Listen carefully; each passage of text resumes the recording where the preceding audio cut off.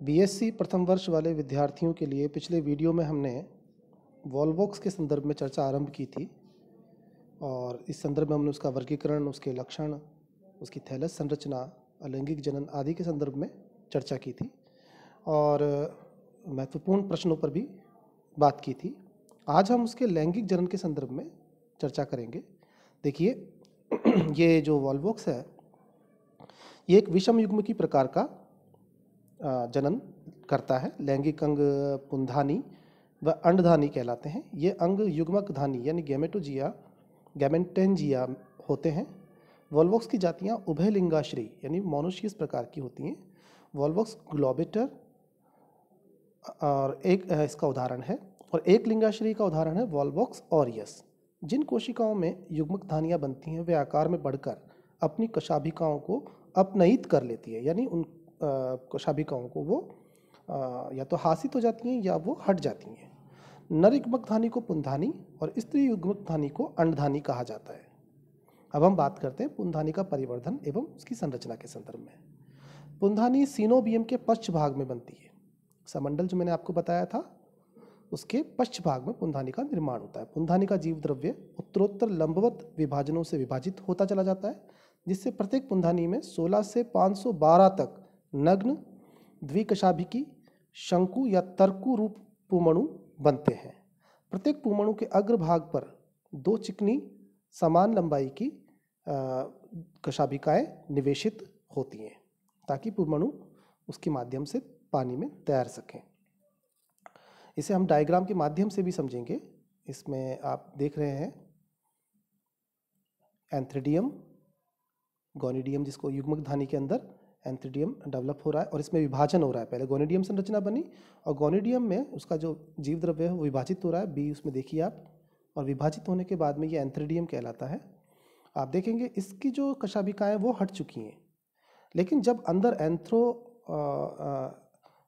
Joints बनना चालू हो जाते हैं यानी पुमणु बनना चालू हो जाते हैं तो उनमें कशाभिकाएं विकसित हो जाती हैं और ये इस प्रकार से डी संरचना में हमें द्विकशाभिकी पुमणु नजर आ रहे हैं। इसी प्रकार का उगोनियम का है जिसके बारे में हम पहले पढ़ेंगे, उसके बाद हम चित्र के माध्यम से इसको समझेंगे। अंडधानी का परिवर्धन या संरचना। अंडधानी का परिवर्धन भी लगभग सुमंडल के पश्च भाग में ही होता है। अंडधानी बनने वाली कोशिका आकार में कई गुना बढ़कर अपनी कशाभिकाएं अपनयित विड्रॉ कर लेती है, यानी छोड़ देती हैं। इसका संपर्क संलंगित कोशिकाओं से टूट जाता है और अंडधानी फ्लास्क की आकृति की तथा समंडल के भीतर लटकी हुई दिखाई देती है। इस कोशिका का पूरा भाग एक गोलाकार अंड बनाता है।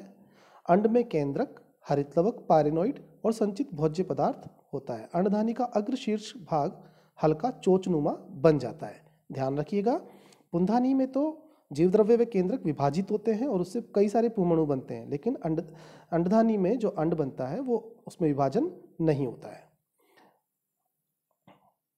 निषेचन के बारे इसके बारे में हम पहले एक बार इसको डायग्राम से भी देख लें ताकि आप लोगों को आज ठीक रहे। ये देखिए, ये ओवम बन रहा है उगोनियम संरचना में। इसमें लगभग आपकी ये कशाभिकाएं अपनयित हो चुकी हैं और ये ओवम का निर्माण होता है। अब इसमें पुमणु प्रवेश कर रहे हैं। आप ये भी देखिए, एफ जो डायग्राम है उसमें पुमणु कशाभिकाओं के माध्यम से प्रवेश कर रहे हैं। पूरी अंडधानी एक फ्लास्क नुमा संरचना है। इसके बाद में जब निषेचन हो जाता है तब ये जाइगोट बनता है और इसमें फिर मियोसिस चालू होता है। उसके बाद मियोसिस आरंभ होता है। ध्यान रखिएगा, ये आपको ध्यान रखना है कि जो निम्न वर्ग के जो पादप हैं उनमें मियोसिस जाइगोट बनने के बाद शुरू होता है, जबकि उच्च वर्गीय जो पादप होते हैं उनमें मियोसिस जाइगोट बनने से पहले यानी युग्मक जनन यानी गैमेटोजेनेसिस के दौरान होता है। ये आपको ध्यान रखना है। तो ये जाइगोट इस प्रकार से बन रहा है।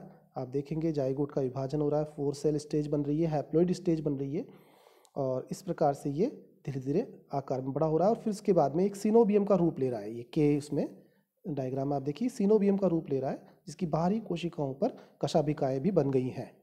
अब ये पुत्री सीनोबियम पुत्री समंडल कहलाता है। इसको एक बार पढ़ लेते हैं थ्योरेटिकली भी। निषेचन पुमणु एक समूह में मुक्त होते हैं तथा अंड के समीप आने पर अलग अलग हो जाते हैं। केवल एक पुमणु अंड से संयोजित होकर युग्मनज यानी जाइगोट का निर्माण करता है। इसे निषिक्तांड ऊस्पोर भी कहा जाता है।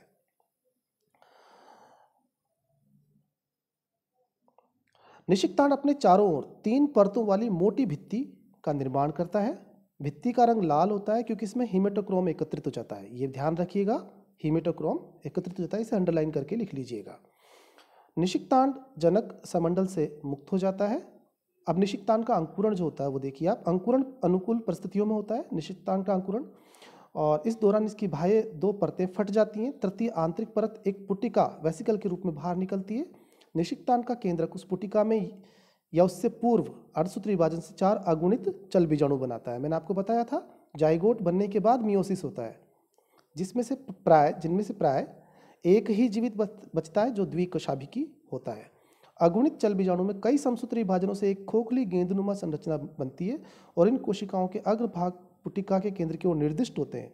अब इनमें प्रतिलोमन से एक पुत्री समंडल का निर्माण होता है। ये स्वतंत्र होकर एक वॉल्वॉक्स निवह बन जाता है। प्रतिलोमन के बारे में मैंने आपको पिछले वीडियो में बताया था।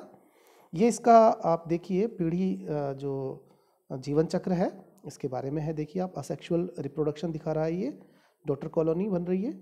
और सेक्सुअल रिप्रोडक्शन में आप देखिए कि एंथ्रिडिया उगोनिया बने, एंथ्रिडिया उगोनिया के बाद में एंथ्रोजॉइड्स और एग बने, उनका फ्यूजन हुआ, जाइगोट बना और जाइगोट में फिर मियोसिस डिवीजन होगा। मियोसिस डिवीजन होने के बाद बाइफ्लैजिलेट स्वार्मर बन जाता है और ये जुवेलाइन कॉलोनी के रूप में ये फिर समंडल पुत्री समंडल के रूप में निरूपित हो जाता है। तो इसका भी आप ध्यान रखिएगा, इसको भी आप बना के आइएगा एग्जाम में। ये एक और डायग्राम है जब वॉल्वॉक्स के जीवन चक्र से संबंधित चित्रात्मक निरूपण किया गया है, इसे भी आप देख लीजिएगा। इस प्रकार से वॉल्वॉक्स के बारे में आपको पढ़ना है और एग्ज़ाम में आपको आंसर्स देने हैं। याद रखिए जो मैं आपसे PDF शेयर करता हूँ या जो भी मैं आपसे वीडियो बनाता हूँ, इनको आप इनके शॉर्ट नोट्स ज़रूर बना लीजिएगा।